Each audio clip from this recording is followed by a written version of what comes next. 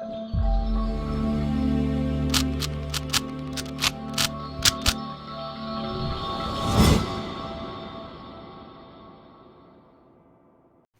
guys, welcome to Viva Classes. I hope you like my videos. If you like my videos, please like, share and subscribe our channel. और आपका support हमारे लिए बहुत matter करता है. तो चलिए आज हम स्टार्ट करते हैं class 12th maths chapter 10 vector algebra की एक्सरसाइज 10.3 का इंट्रोडक्शन, यानी उसमें क्या टॉपिक है और उसके सारे एग्जाम्पल 13 से लेके 21 तक सारे एग्जाम्पल्स और कंसेप्ट, क्योंकि सबसे जरूरी आपको पहले कंसेप्ट क्लैरिटी जरूरी है और एग्जाम्पल्स बहुत जरूरी है. एनसीईआरटी के अगर 12th के बच्चे प्रिपरेशन की बात करते हैं तो मैं कहती हूँ एग्जाम्पल्स मत छोड़िए, है ना. बहुत सारे जो स्टूडेंट्स होते हैं वो एक्सरसाइज फोकस्ड करते हैं, एक्स्ट्रा क्वेश्चन पे फोकस्ड करते हैं, बट एनसीईआरटी के एग्जाम्पल्स में कई अच्छे अच्छे एग्जाम्पल्स होती हैं, राइट. तो सबसे पहले अगर हम बात करें कि इस एक्सरसाइज में किस टॉपिक को सबसे ज्यादा देखने को मिलेगा, तो आपको यहाँ मिलेगा दो वेक्टर्स के बीच में डॉट प्रोडक्ट. तो बेसिकली दो तरीके का प्रोडक्ट हमें देखने को मिलेगा.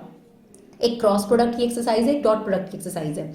जब हम क्रॉस प्रोडक्ट कराएंगे तो डॉट और क्रॉस में आपको कंपैरिजन भी बताएंगे, लेकिन फिलहाल अभी ये एक्सरसाइज डॉट प्रोडक्ट पे फोकस है. यानी आपके पास क्या इंपॉर्टेंट फॉर्मूलाज हो सकते हैं डॉट प्रोडक्ट के. तो अगर आप किसी भी वेक्टर के साथ डॉट करते हो तो स्केलर प्रोडक्ट आता है. क्या मतलब हुआ, जैसे मान लो कि आपके पास एक वेक्टर दे रखा है 2i 3j माइनस 5k, ये आपके पास a वेक्टर है, और b वेक्टर दे रखा है i minus j plus 2k, ये आपके पास b वेक्टर है. और अगर आपको कहा जाता है कि a वेक्टर का b वेक्टर के साथ डॉट निकालो, तो कैसे निकलेगा ये डॉट. आपने क्या करना है, ये रूल याद रखना है कि 2 1 2 हो जाएगा और i को i से कर 1 आ जाएगा.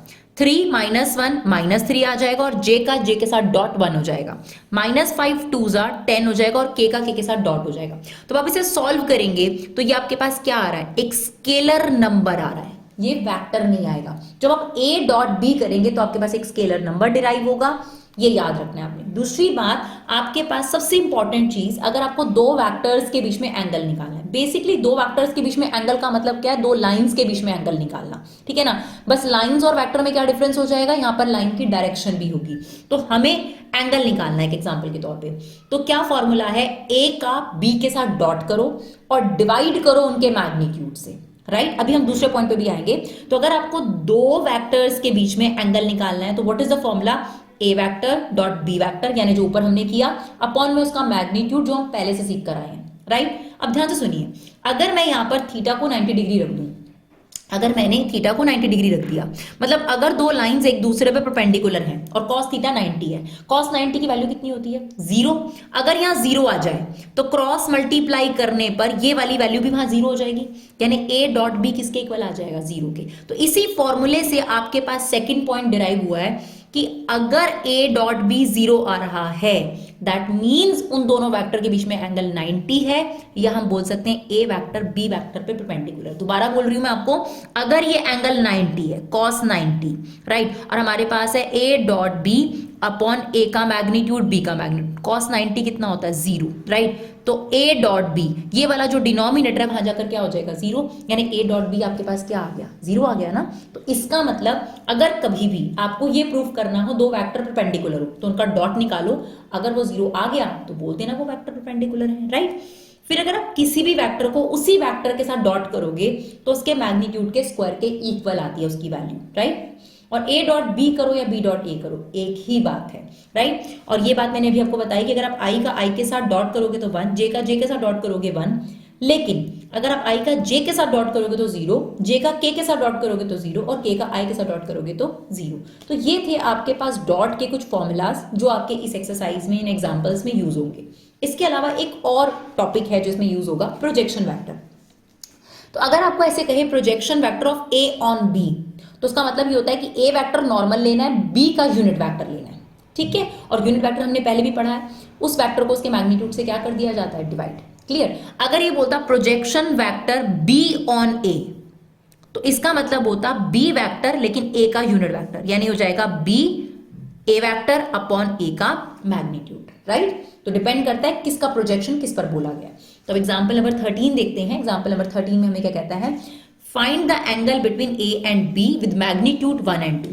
तो इसका मतलब आपको a वेक्टर का मैग्नीट्यूड 1 दे रखा है और b वेक्टर का मैग्नीट्यूड आपको 2 दे रखा है, और a डॉट b भी दे दिया आपको 1. तो आपके पास फॉर्मूला क्या है, दो वेक्टर्स के बीच में एंगल निकालने का फॉर्मूला है cos theta equal to A vector dot B vector upon A का मैग्नीट्यूड बी का मैग्नीट्यूड, राइट।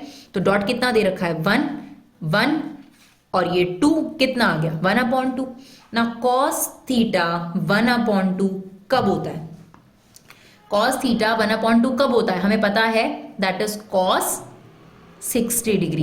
तो इसका मतलब थीटा की वैल्यू कितनी आ गई आपके पास π/3, राइट। चलिए एग्जांपल नंबर 14 देखते हैं। सेम क्वेश्चन है, find the angle between A vector और बी वेक्टर। यहां पर हमें डॉट भी खुद निकालना है और मैग्नीट्यूड भी निकालना है। तो चलिए ए डॉट बी निकाल लेते हैं। आई का आई के साथ डॉट कितना होता है 1, जे का जे के साथ डॉट 1 और माइनस के का के साथ करेंगे -1। तो बेसिकली ये कितना आ गया -1 आ गया। अब ए का मैग्नीट्यूड निकाल लेते हैं। ए का मैग्नीट्यूड कैसे निकलता है, इसके कोफिशिएंट्स का whole square.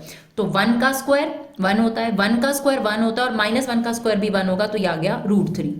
B magnitude same 1 का स्क्वायर -1 का स्क्वायर 1 और 1 का स्क्वायर भी 1, तो ये भी कितना आ गया आपके पास √3। नाउ क्या फॉर्मूला है cos थीटा का, that is a vector dot B vector और इन दोनों के रिस्पेक्टिव मैग्नीट्यूड। तो ये कितना था आपके पास -1 और यहां आ गया √3 इंटू √3, तो कितना हो जाएगा 3। तो थीटा की वैल्यू कितनी आ गई cos इनवर्स -1/3। यहां पर हम कुछ इसलिए नहीं बोल रहे क्योंकि हमने पढ़ा है टेबल में 1/3 cos की वैल्यू आती ही नहीं है, तो सिंपल आपने theta is equal to cos -1/3 छोड़ दिया, राइट। चलिए एग्जाम्पल नंबर 15। एग्जाम्पल नंबर 15 में आपको ए वेक्टर दिया है बी वेक्टर दिया है, कहता है शो करो कि a प्लस बी और a माइनस बी आपस में परपेंडिकुलर है। मान लेते हैं a प्लस बी एक सी वेक्टर है और a माइनस बी एक डी वेक्टर है। अगर आपको इन दोनों वेक्टरों को परपेंडिकुलर प्रूव करना है, अब भी हमने आपको बताया था कि अगर आप उनका डॉट प्रोडक्ट 0 ला देंगे तो पहले हम एक काम करते हैं, a प्लस बी से अपना सी वेक्टर डिराइव कर लेते हैं। सी वेक्टर कैसे निकलेगा, इन दोनों को प्लस कर कर, तो 5i और i कितना हो गया 6i माइनस j और 3j कितना हो गया आपके पास 2j और -3 के और -5 के कितना हो गया 8 के। अब हम निकाल लेते हैं डी वेक्टर। चलो डी वेक्टर कैसे निकालना है, इसमें से को माइनस करके 5i माइनस i कितना हो जाएगा आपके पास 4i। सिमिलरली ये कितना हो जाएगा -4j और -3 के प्लस हो जाएगा ये 5, तो ये आपके पास आ गया 2k। Is it okay. अब आपने क्या प्रूव करना है कि दूसरे परपेंडिकुलर है, तो बस आप इनका डॉट निकालो, C vector dot D vector 6 4s are 20, ठीक है। आई का आई के साथ डॉट 1, ये कितना हो जाएगा -8 और ये हो गया -16। तो आप देख सकते हैं ये 0 आ रहा है, देयरफॉर सी वेक्टर परपेंडिकुलर है डी वेक्टर पर, या आप कह सकते हो a प्लस बी जो है वो a माइनस बी पर परपेंडिकुलर है, राइट। चलिए देखते हैं next example. Find the projection vector of a on the vector b. तो अगर ऐसे लिखा है तो इसका मतलब ए वेक्टर नॉर्मल चाहिए और बी का यूनिट वेक्टर चाहिए, तो इसका मतलब हो जाता है A vector dot B vector और नीचे आपको सिर्फ बी का मैग्नीट्यूड चाहिए, क्योंकि इसका मतलब क्या होता है unit vector, right. A vector और बी वेक्टर का यूनिट वेक्टर, तो A as it is, unit vector कैसे निकालेंगे बी वेक्टर अपॉन बी का मैग्नीट्यूड। तो ए वेक्टर और बी वेक्टर का डॉट निकालो, 2 1 जा कितना हो गया 2, 3 2 जा कितना हो गया 6 और 2 1 जा कितना हो गया 2। यहाँ पे आई आई के साथ डॉट होकर जे जे के साथ डॉट होकर 1 हो जाता है। अपॉन में बी का मैग्नीट्यूड चाहिए आपको, तो 1 1 है ना, यहाँ पर 1 का स्क्वायर 1, 2 का स्क्वायर 4 और 1 का स्क्वायर 1, तो ये कितना आ जाएगा आपके पास, दैट इज 10 अपॉन में √6। अगर हम इसे रैशनलाइज करें तो आगे आप इसे कर सकते हो √6 अपॉन √6, तो ये हो जाएगा 10 √6 अपॉन 6। आप इसे सिंप्लीफाई कर सकते हो, दैट इज 5/3 √6। क्लियर। चलिए देखते हैं एग्जाम्पल नंबर 17। अब आपको कहता है कि modulus of a minus b निकालो। अगर a और b वेक्टर में a का मैग्नीट्यूड इतना है, b का मैग्नीट्यूड इतना और इसकी वैल्यू इतनी है। ध्यान से सुनिएगा, कभी भी आपको किसी का भी मैग्नीट्यूड निकालना है, राइट, तो आप उसका स्क्वायर कर दो। It's like that a minus b के होल स्क्वायर की आइडेंटिटी खोलनी है आपने, ठीक है ना। बस याद रखना है जब स्क्वायर लगाना है तो आप वेक्टर का स्क्वायर नहीं लगा सकते, है ना, आपको मैग्नीट्यूड का स्क्वायर लगाना है। बिल्कुल फॉर्मूले की तरह करो। ये वैल्यू फाइंड आउट करनी थी, हमने स्क्वायर लगाया, फॉर्मूला लगाओ a square plus b square minus 2ab, it's like that formula, right. अब मैग्नीट्यूड a का स्क्वायर यानी 2 का स्क्वायर हो जाएगा 4 और मैग्नीट्यूड b का स्क्वायर मतलब इसका स्क्वायर हो जाएगा 9।